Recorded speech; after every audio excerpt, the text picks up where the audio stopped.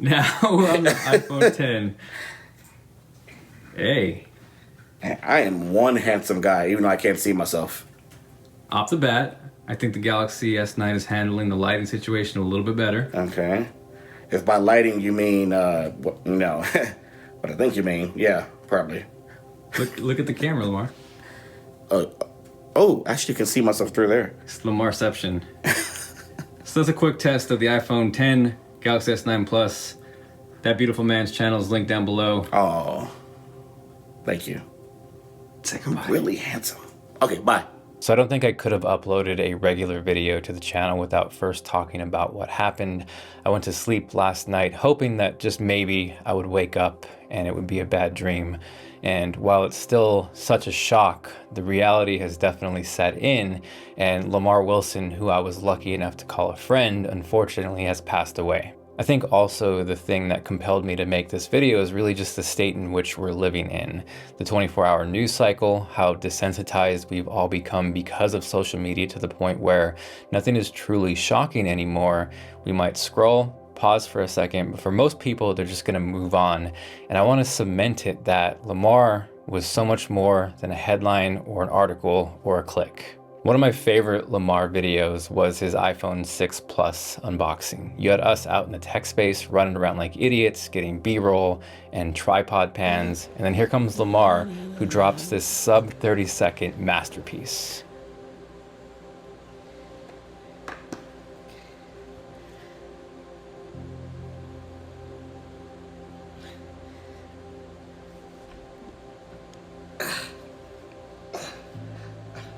Hello? I was a fan of his before we became friends, going all the way back to Wilson Tech 1, and the whole moniker of never meet your hero just wasn't true with Lamar, because as good as he seemed in his videos, he was even better in person. The ability that he had to make an entire room laugh, I think, was one of a kind, but what made him special was his heart. If you hung out together, he would genuinely take the time to check in and see how you were doing, which isn't always the case, but he meant it. When everything happened last year and everybody came together for me, as emotional as that was, when Lamar came on the screen, I think that's one of the ones that broke me the most. You got me so worried about you, I had to come back to widescreen. Do you know how serious it has to be for me to come back to widescreen? We've been friends for well over a decade, and I had no idea you were going through this. You've always been there for all of us when we've needed stuff. I remember when you came over to my house 2013 and hooked me up with one of your brand sponsors.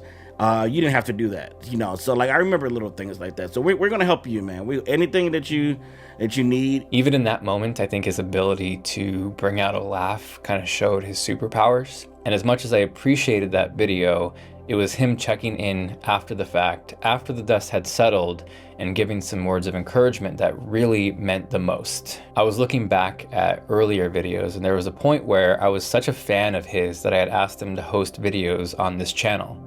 This goes all the way back to the Techfest lunch and dinner logo, and there's just so many amazing Lamar-isms in there. From the chair spin, to his stop it, Stop stealing, to the way he would just get you to laugh with his eyes and facial expressions. And finally, the story that got all of us who have smartphones scared out of our pull-up diapers. I mean pants, because that's what normal people have. Pants, not diapers for bedtime issues. There was even one time where he'd asked me for a printer recommendation and decided to make an entire video out of it. So I consulted someone who specializes in cool and sexy. I'm not calling him sexy. I'm saying he talks about sexy products. Let me clarify that very quickly. So I messaged John Morrison, TLD today, and I was like, do you have any cool and sexy printers? And he did. He talked about one. He told me, and I bought it. It's right here. It was just such a simpler time to be on YouTube, and he was such an integral part of that. Now, this whole thing really hits home for me because it's how I lost my dad when I was younger. So knowing that Lamar was hurting and struggling enough to get to that point, I think is what's most heartbreaking. I think it's yet again just one more reminder that you really don't know what someone's going through, even though they seem like they're okay. I'd be lying if I said I didn't have many of those thoughts during the hardest of the health struggles. And it's easy to say, well, shake it off, talk about it, just move on. But when you're in the thick of it, like I've talked about, it's not so much a lack of wanting to be here, it's just more of wanting peace and not feeling what you're feeling. The human brain is an incredibly complex, amazing thing, but it can also be an asshole. Having grown up around mental health struggles and even going through my own situation, the one correlation I've seen time and time again is inflammation, which can even come down to stress on your brain. When your brain is on fire, it is going to ramp up anxiety and depression. And even throughout this entire process, when I have downs, or I feel my immune system off, or I feel my brain fatigued, I'll have these days where I wake up and I just feel sad. Like I could just cry out of nowhere, and I can sit there and think to myself, you have no reason to feel sad, but your brain and chemicals are doing something else. So in that instance where someone says, maybe just shake it off, you got to realize a lot of the times it's more than that. I think another giant reminder is if you're struggling, again, people are going to say to reach out, but the catch-22 is when you're in that state, reaching out is the last thing you want to do. So as hard as that feels, just please try and do that, because you'll be surprised how many people care about you and how many people will be there for you. On the other side of that, check in with your friends and family and people that you care about, because like we've seen time and time again, it's usually the people who aren't asking for help that are struggling the most. Now, if you're struggling currently, first and foremost, please seek help and talk to a doctor.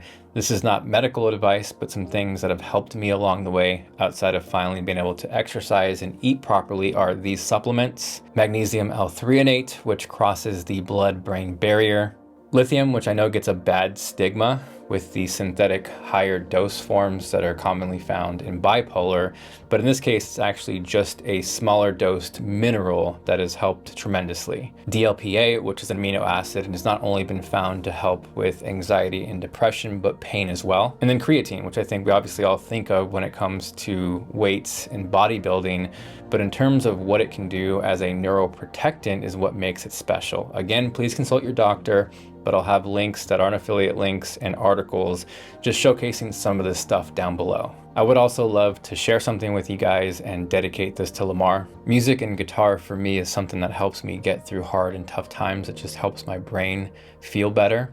Over the past year, I've tried to put into words what it felt like I was going through during the worst of everything. And I think seeing what happened to Lamar, this just hits way different now. I've worked on this with a few friends. It's not done yet, but it's called Feel More. The idea there is really at the worst of everything I'd gotten to this point, especially with some of the medication and just the state that I was in, where I was so numb, I couldn't even cry. And it's such a weird place to miss crying. So then that came that notion of just wanting to quite literally feel more. I'm gonna read a few of these lines and then explain what they mean to me. Space in my feelings, above all the ceilings. So when you're in that deep of a spot where it just feels impossible, I just remember laying down for what felt like days and months and staring at the ceiling. Days without meanings, and now I'm seeing all the numbness for the taking.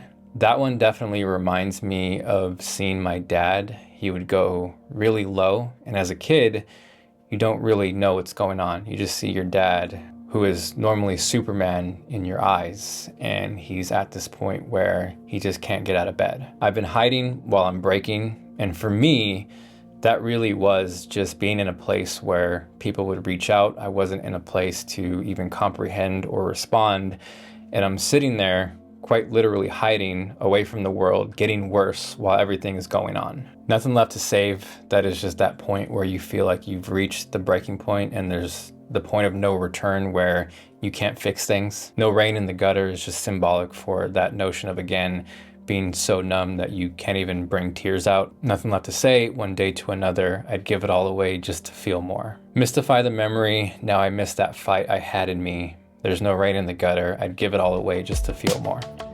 Space in my feelings, above all the ceilings.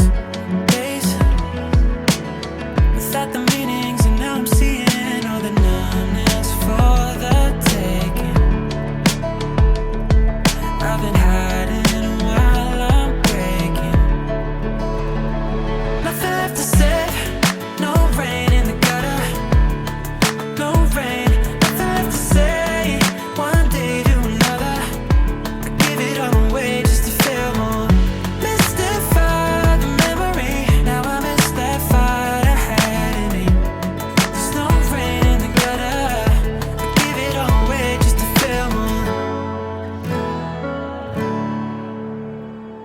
So this isn't anything that's out yet. It is a kick in the pants to finish it because I do want to dedicate this to Lamar.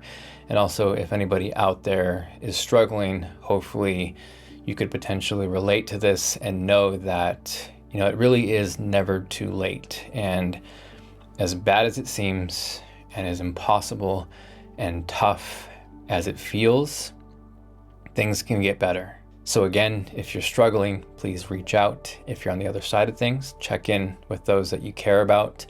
Lamar, if you could only see how much you are still loved and how much of an impact that you made in this world, it really is a special thing to see. YouTube, I feel like we got to create some sort of humanitarian award in Lamar's name, because I think, again, outside of him just being as funny as he was, he had such a good heart, and he impacted and checked in on and made such a difference in so many people's lives.